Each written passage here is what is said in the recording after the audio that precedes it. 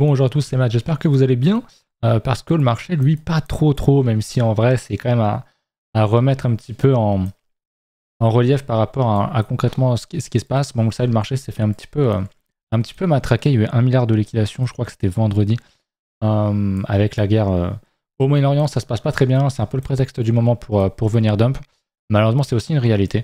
Mais voilà, toujours est-il que Bitcoin en hebdomadaire, il est toujours assez haussier, on est très proche de la TH, on est encore à 6% de la TH en hebdomadaire. Semaine dernière, je vais résumer, on avait une grosse impulsion haussière pour la clôture, on avait bien push à la hausse, et puis la situation au Moyen-Orient n'a pas franchement aidé, mais on tient toujours ce fameux gros niveau violet qui est le niveau des clôtures de l'ancien ATH. Donc pour l'instant, pour moi, tant qu'on tient ça, je reste assez haussier, même très haussier.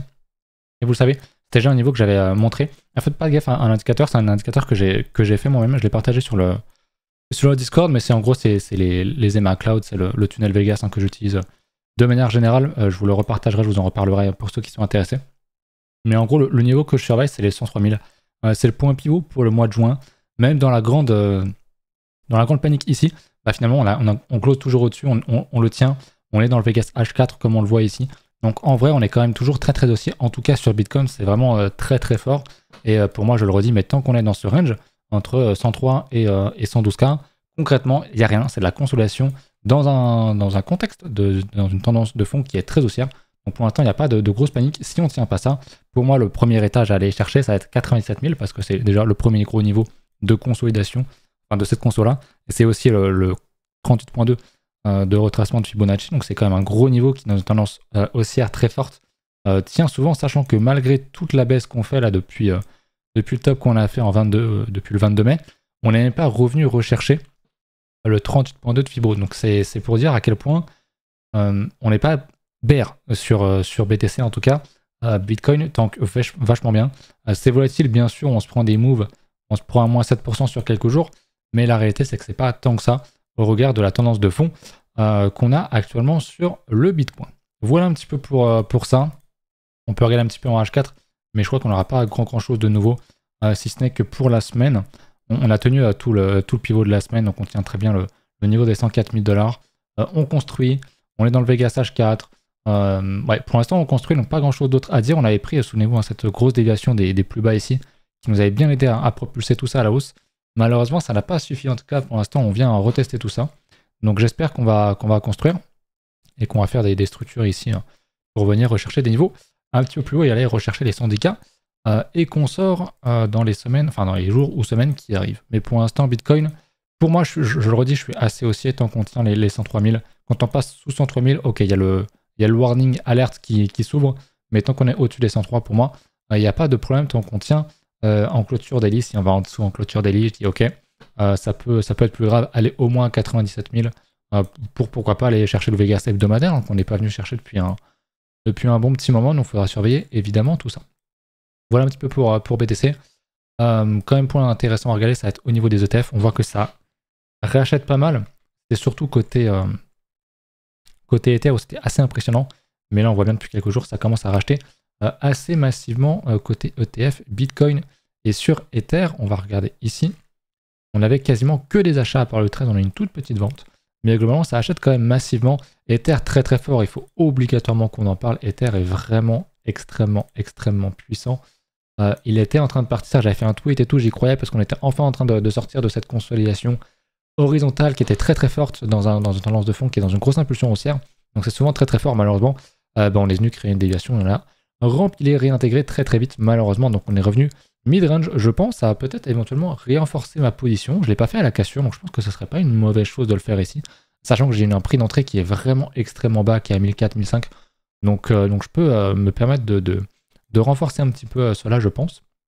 Et je pense que c'est quelque chose que je vais faire, parce que ça reste quand même une des alts actuellement les plus fortes. Bien sûr, il y a le hype, bien sûr, il y en a d'autres comme ça, mais le fait est que Ether est quand même à nouveau fort et en train un petit peu de remontrer que c'est censé être le numéro 2 en termes de capitalisation des cryptos.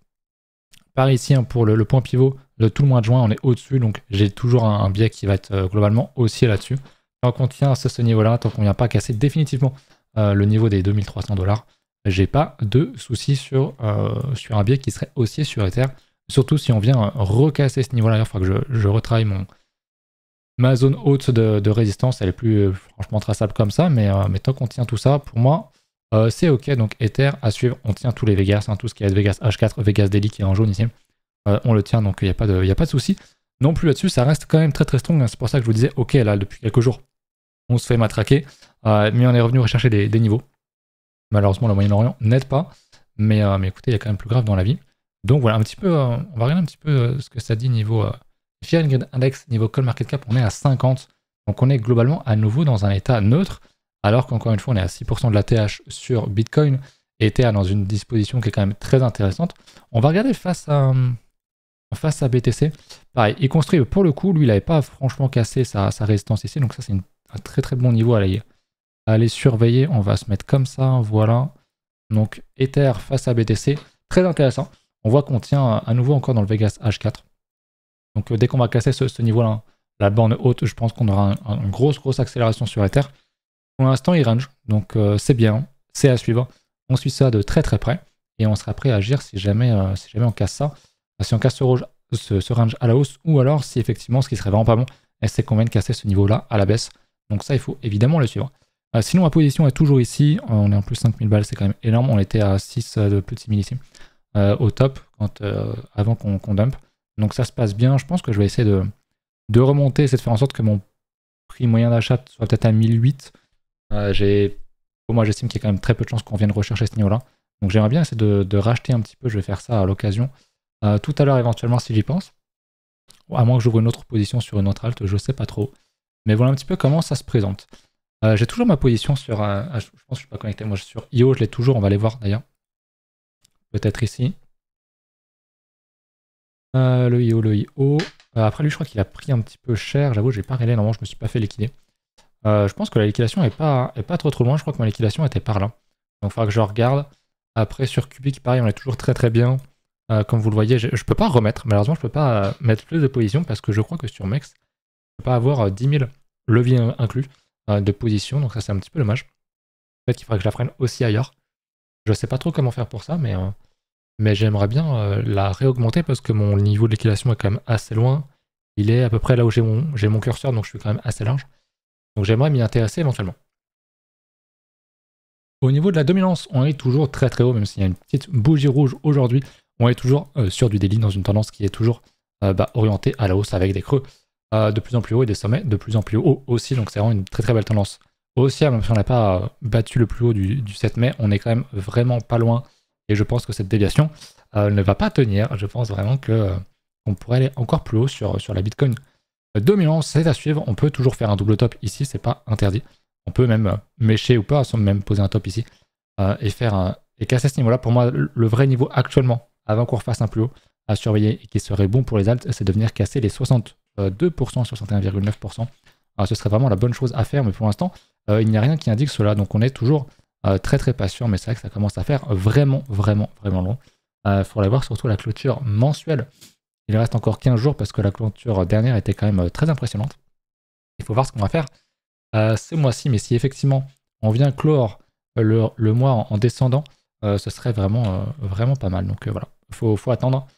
Mais c'est vrai que ça commence à être très long. Au niveau de Total ou du Others, plutôt, on va regarder ça. Très dur aussi, on va se remettre en linéaire, ça sera un peu plus facile d'y voir quelque chose. On a un niveau qui est très évident qui est ici, qui est ce que j'ai noté ici, à 300 milliards pour l'instant. On ne veut pas le casser, je vais retracer ça un peu plus proprement. Pour moi, il y a tout un niveau ici à venir casser qui serait vraiment la bonne nouvelle à faire pour l'instant. On ne le fait pas, on voit que si on zoome en daily, on est toujours sur ce fameux gros niveau de retest. Je crois que je l'avais même tracé à l'époque en 3 jours. On a un gros niveau de structure ici. Qu'on reteste encore et encore, et pour l'instant ça ne veut pas casser en daily, pareil, on a du mal. Une très bonne chose serait de revenir casser donc le pivot mensuel du mois de juin, revenir consolider, venir casser tout ça et reconstruire un petit peu plus au-dessus. Ça serait déjà une très bonne nouvelle, mais pour l'instant on ne fait rien de tout ça, donc c'est assez c'est pareil, c'est en attente. Les alts galèrent énormément, il n'y a pas trop de force. Le fait est quand même qu'on a une structuration qui est haussière, qui n'est pas la plus belle, qui n'est pas tout ça, qui prend beaucoup de temps, qui structure depuis bien longtemps, depuis le début de l'année. Finalement, ici, c'est en janvier. Et on voit qu'on fait plutôt un ping-pong, une sorte de range qui reste quand même aussi, c'est-à-dire avec des creux qui sont ascendants et des sommets également ascendants. Donc pareil, c'est quand même signe du tendance haussière, mais ça reste quand même très fragile et on veut des confirmations. On veut venir casser au moins ce niveau-là pour venir rechercher une bonne entrée, ça serait très très bien.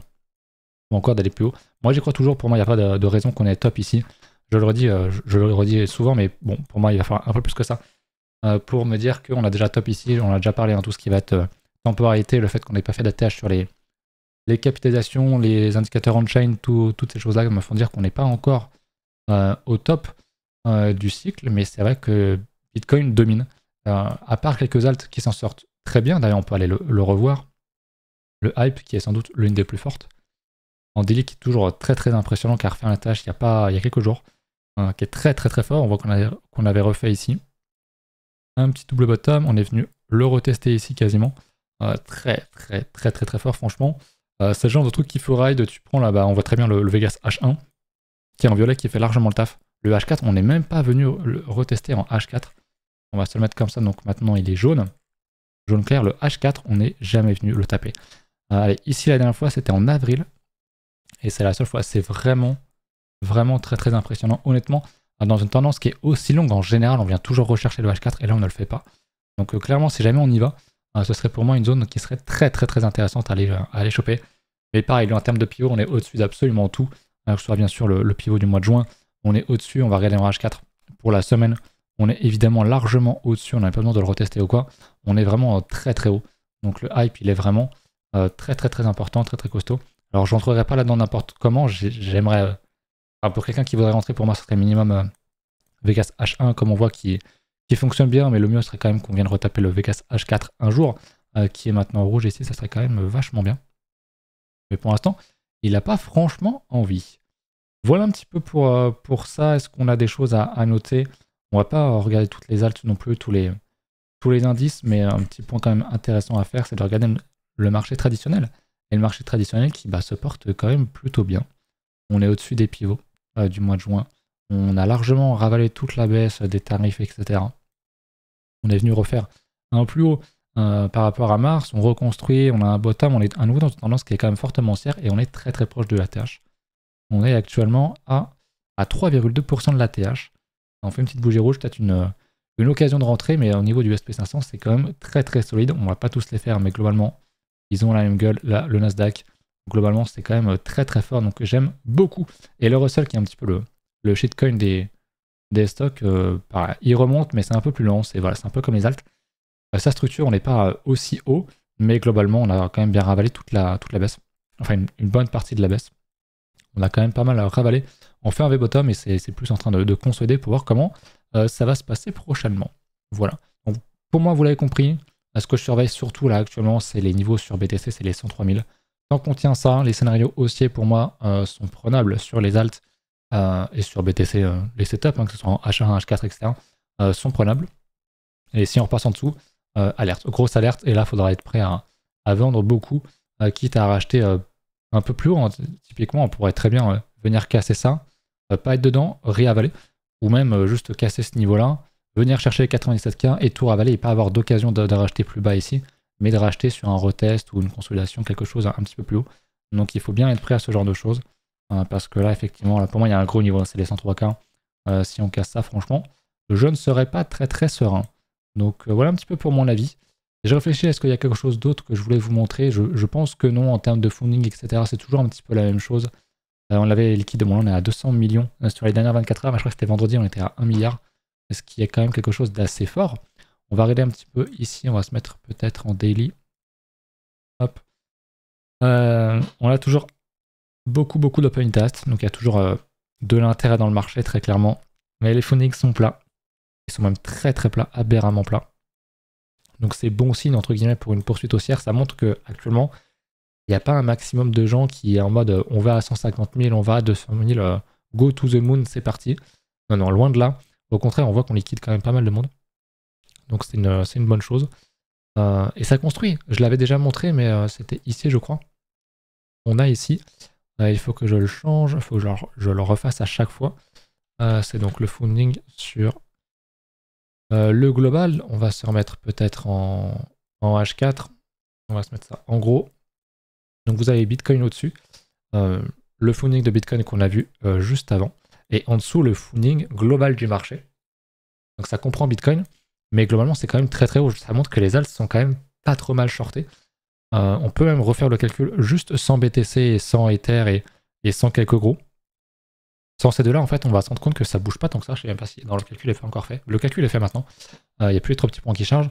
Donc en vrai, il n'y a pas une grande différence et ça montre bien que le marché est vraiment, vraiment massivement shorté.